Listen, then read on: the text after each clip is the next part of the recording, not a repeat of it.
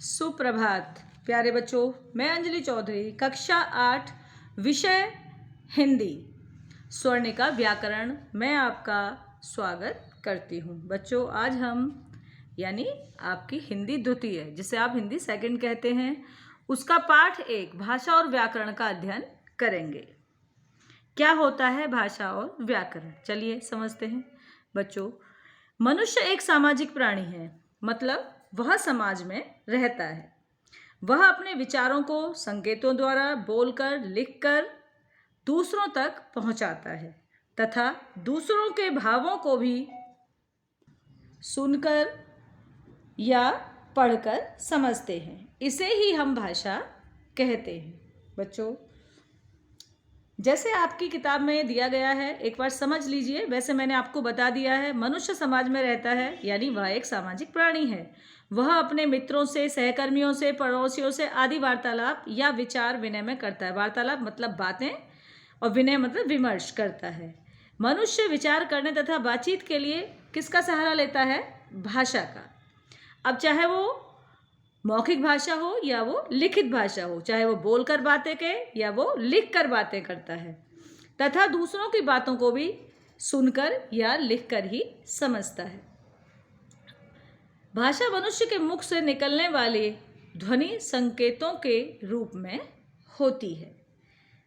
आपने भाषा कहीं दिखाई तो नहीं देती आपको? जब हम बोलते हैं तो यानी वह हमारे मुंह से निकलती है। सिर्फ हम बोलते हैं, हमारा मुंह हिलता हुआ दिखेगा, वैसा आपको नहीं दिखेगा कि कहीं कोई चीज़ रखी है, भाषा ये रखी है।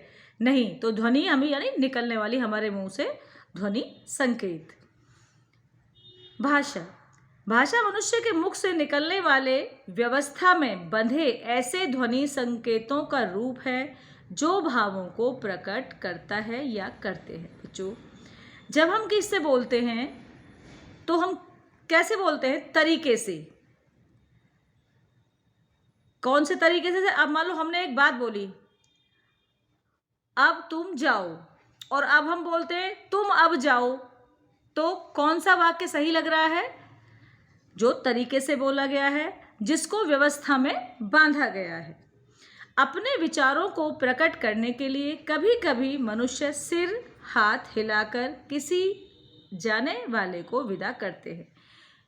जैसे संकेत करते थे, आप बाय करते हैं, इस तरीके से। मुंह पर उंगली रखकर बोलने के लिए मना किया जा सकता है। कभी कभी मुंह पर, बच्चों आप चुप रहिए, फिंगर उंगली रखकर बताते हैं।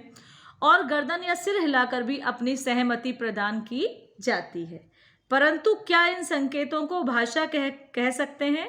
नहीं, हम संकेतों को भाषा नहीं कह सकते। इन संकेतों से विचारों की पूर्ण तथा सफल अभिव्यक्ति नहीं हो सकती। जो हम संकेत दे रहे हैं उनसे क्या नहीं हो सकता? हमारे विचारों की पूर्ण तथा सफल अभिव्यक्ति नहीं हो सकती, और न इसमें सुगमता ही रहती है। अतः भाषा का ही सहारा लेना पड़ता है। भाषा विचारों के आदान प्रदान का वह साधन है जो लिखने और बोलने में प्रयोग किया जाता है या प्रयोग में लाया जाता है। क्या हो गया? ये परिभाषा हो गई किसकी? भाषा की। अब बच्चों, भाषा के कितने रूप होते हैं? भाषा के भेद या रूप एक ही बात है, तो कितने होते हैं? 2। कौन कौन से? नंबर 1 मौखिक भाषा और नंबर 2 लिखित भाषा। मौखिक भाषा क्या होता है? मौखिक भाषा मुख से निकलने वाली सार्थक ध्वनियां ही मौखिक भाषा कहलाती हैं। अर्थात मुख द्वारा बोले जाने वाले भाषा के रूप को हम मौखिक भाषा कहते हैं। मौखिक भाषा ही भाषा का मूल रूप है। यानी पहले हमने बोलना शुरू किया, उसके बाद लिखना शुरू किया, इसलिए भाषा का कौन सा मूल रूप है? मौखिक भाषा। वास्तव में भाषा के इस रूप का ही अधिक प्रयोग किया जाता है। बच्चों, आपने यहाँ देखा होगा कि लिखित भाषा हम कितना प्रयोग करते हैं? लिखित भाषा एक उसका सीमित प्रयोग किया जाता है, किसी को पत्र लिखने के लिए या कोई अपनी चिट्ठी लिखने के लिए, कोई अपना कार्य कराने के लिए। लेकिन मौखिक भाषा का प्रयोग बहुत अधिक होता है। हमेशा हमारी, जब सुबह से उठकर और शाम तक सोने तक, हम मौखिक भाषा का ही प्रयोग करते हैं। नंबर 2 लिखित भाषा।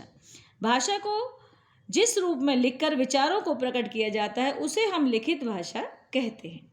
भाषा के विकास क्रम में मौखिक रूप के बाद भाषा के लिखित रूप का विकास हुआ। जैसे मैंने आपको पहले बताया, भाषा के लिखित रूप के द्वारा मनुष्य के विचार भविष्य के लिए भी सुरक्षित रखे जा सकते हैं। अब आपने यहाँ समझा होगा, मौखिक भाषा अभी हमने बोला और बात खत्म, लेकिन लिखित भाषा हमारे किस कार्य आती है? भविष्य के लिए। हम उनके सुरक्षित रख सकते हैं किसको? अपने विचारों को, या कोई भी जिसे आप सबूत बोलते हैं, इस तरीके से लिखकर उनको सुरक्षित रखा जाता है। युगों पूर्व हुए विद्वानों और महापुरुषों के विचारों को लिखित रूप में पुस्तकों व ग्रंथों में आज भी पढ़कर जाना जा सकता है। बच्चों, क्या बताया जा रहा है इसमें? यदि लिखित भाषा का लिखित रूप वह है जिससे हम उन्हें लिखकर, यानी उनकी सुरक्षा, हम सुरक्षित उनको रख सकते हैं, कभी भी उनको प्रयोग में लाया जा सकता है। जैसे हमारे पुराने महापुरुषों द्वारा लिखे गए वेद, पुराण, गीता, रामायण, महाभारत आदि इसके प्रमाण हैं। प्रत्येक जाति व समाज का इतिहास लिखित रूप में ही उपलब्ध है। बच्चों, इसके आगे का कार्य हम आपको अगली कक्षा में कराएंगे। आप इसको दोबारा पढ़ेंगे व समझेंगे। धन्यवाद।